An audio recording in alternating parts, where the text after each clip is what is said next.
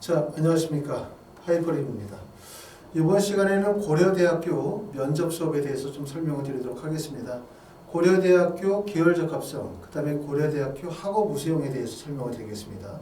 고교 추천 전형은 아시는 것처럼 면접을 실시하지 않기 때문에 고교 추천 전형에 대해서는 설명드리지 않고 이번 시간에는 계열적합성과 그 다음에 학업 우수형 면접에 대해서 설명을 드리겠습니다.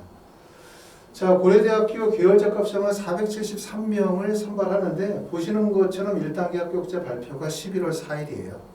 그리고 난 다음에 인문계열은 11월 12일 날 면접을 보고 자연계열은 11월 13일 날 면접을 봅니다.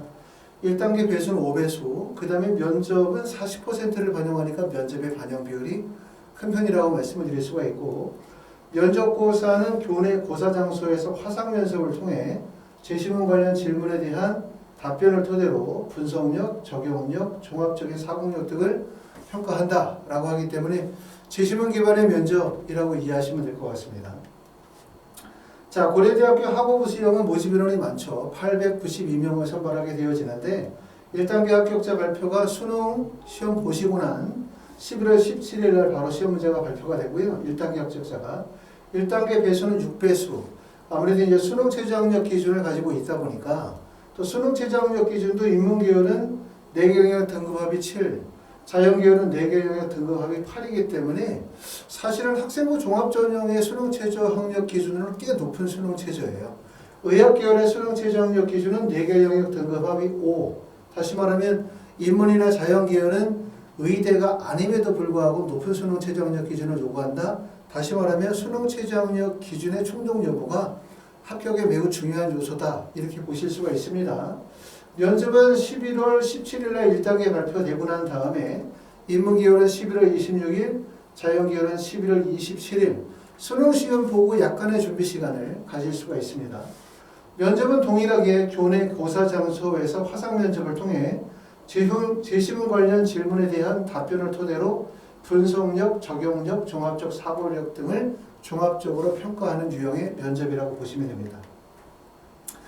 자, 면접 기출문제, 계열적합성, 자연계열 기출문제 하나의 예시문을 보시게 되어지면 지금 보시는 것처럼 가나, 다, 라 4개의 제시문이 주어져 있고요. 이 4개의 제시문 안에는 수학이나 물리, 자연과학에 대한 기본적인 기초적인 내용들을 다 포함하고 있고, 질문 내용을 보시면 1번 제시문 가와 라의 공통으로 연상되는 개념을 제시하고 그 이유를 설명하시오. 두 번째는 제시문 1에 답변한 개념을 수학 또는 과학 현상에서 찾고 그 이유를 설명하십시오. 세 번째는 문항 1에서 답변한 개념을 사회 현상에서 찾고 그 이유를 설명하십시오. 라고 하는 식의 문제이기 때문에 기본적으로는 어느 정도의 문제에 대한 이해력과 그 다음에 수학이나 과학 효과에 대한 기초적인 지식들 필요로 하다고 말씀을 드릴 수가 있고, 또 문제를 접하고 자꾸 굿을 발표하는 능력들을 통해서 문제에 대한 해결력을 키울 수 있도록 노력하셔야 될 것 같습니다. 자, 문제의 출제 범위는 물리 같은 경우는 지금 조금 전에 봤었던 문항에서는 물리학 1에서 역학과 에너지 분야에서 출제가 됐고요. 통합과학에서는 화학의 변화, 그 다음에 토합과학 중에서 생명의 시스템, 그 다음에 미적분의 미분법에 관한 제시문이 출제가 되어졌고, 출제 의도는 자연현상 및 수학 개념에서 제시된 내용을 바탕으로 공통 개념을 유추하는 과정을 통해 분석 능력을 평가하고 유추해낸 공통 개념과 관련된 적절한 예를 설명하는 과정을 통해 적용력을 평가하고자 한다라고 보시면 될 것 같습니다. 문제의 출제 경향은 사실 일반적인 대학의 문제보다는 난이도가 높은 것은 분명해요. 그렇죠? 그 대신 난이도가 면접이 가지고 있는 난이도가 높지만 가장 중요한 부분들은 어찌 보면은 수능 최저학력 기준을 충족하는 여부가 제일 중요하다고 말씀을 드릴 수가 있습니다. 무척이나 수능 최저학력 기준가 높은 구간이기 때문에. 하지만 또 수능 최저를 충족하는 학생들의 비율도 상대적으로 높다는 점, 이런 점들을 고려하게 되어지면 면접의 중요성은 여전히 크다고 말씀을 드릴 수가 있습니다.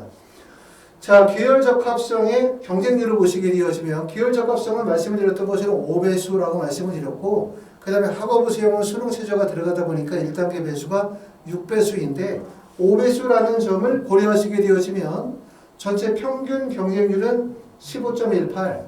다시 말하면 1단계 통과 여부가 3배수라고 보실 수가 있고 3배수를 통과한 5배수 내에 들게 되면 결론적으로 얘기하면 수능 체제의 충족 가능성, 그 다음에 면접의 중요성으로 학벌이 결정이 될 겁니다. 경쟁률이 가장 높은 구간을 보시면 당연히 의예과죠. 의예과는 15명 모집에 367명이 원서 지원했고 지금 보시는 것처럼 경쟁률이 24.47대1의 경쟁률을 보여주고 있어요. 고려대학교 기혈적합성은 당연히 수능 최저학력 기준이 없다라는 점, 그 다음에 이제 대부분 지원하는 학생들이 일반고 학생들 중에서 학생부의 우수성이 인정이 되시는 분들도 있지만 대부분이 자사고나 과학고, 영재고 학생들이 대부분 원서 지원이 이루어지고 있다는 점에 있어서 결국은 면접의 중요성이 크다라고 볼 수가 있습니다. 자, 문과 같은 경우에는 지금 보시는 것처럼 경쟁률이 가장 높은 구간은 미디어학부가 19.88대1로 경쟁률이 높고 그 다음에 정치외교학과가 22.29대1의 경쟁률, 그 다음에 경쟁률이 낮은 구간은 통계학과가 12.75대1의 경쟁률을 보여주고 있습니다. 자, 고려대학교 면접특강, 학원에서 진행하는 면접특강은 어떻게 수업이 진행이 되냐면 첫 번째는 기혈적합성은 11월 5일날 1단계 발표가 나요. 그러고 난 다음에 면접일이 11월 13일. 학원에서는 11월 8일, 9일, 10일, 3일에 걸쳐서 시험을 봅니다. 아무래도 수능 전에 면접을 보다 보니까 기혈적합성의 원서를 쓰시는 분들이 수능 최저가 없는 구간으로만 원서를 쓰지는 않았기 때문에 수능을 공부하시는 경우들이 많다고 봐요. 그렇기 때문에 많은 시간을 면접 시간으로 할애할 수 없으니까 4시간씩 3일로 해서 11월 8일, 9일, 10일 저녁에 6시부터 10시로 수업을 잡았고요. 대신 학업부 수용은 수능 시험 보고 난 다음에 면접을 보기 때문에 학원에서는 4시간씩 4일로 일정을 잡았습니다.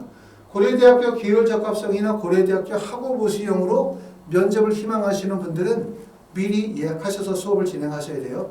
일부 학원 같은 경우는 학업부 수용 수업이 한 반에 20명, 30명씩 놓고 수업하시는 학원들도 있어요. 사실은 그런 학원들은 면접과 논술을 제대로 구분을 못한다. 이렇게 보실 수가 있겠죠. 하이퍼리뷰에서는 진행하는 수업들은 대부분 6명 정도를 정원으로 삼고 보고 있기 때문에 모집 인원이 많지 않습니다. 왜냐하면 면접은 실제 학생들이 배우는 것 못지않게 구술하고 발표하는 능력들을 훈련하는 거, 실전력을 배양하는 거, 이게 되게 중요하거든요.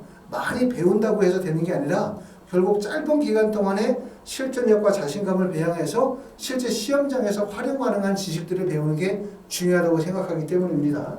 자, 그리고 난 다음에 만약에 학원에 오셔가지고 파이널 수업을 듣기가 어려우신 분들은 줌을 이용한 화상 수업들이 개설이 되어집니다.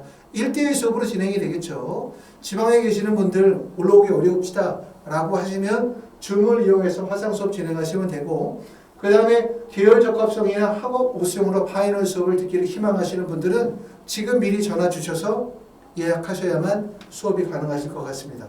이번 시간에는 고려대학교 계열적합성과 학업 우수용의 하이프리뷰에서 진행하는 면접 수업에 대해서 설명을 드렸습니다. 감사합니다.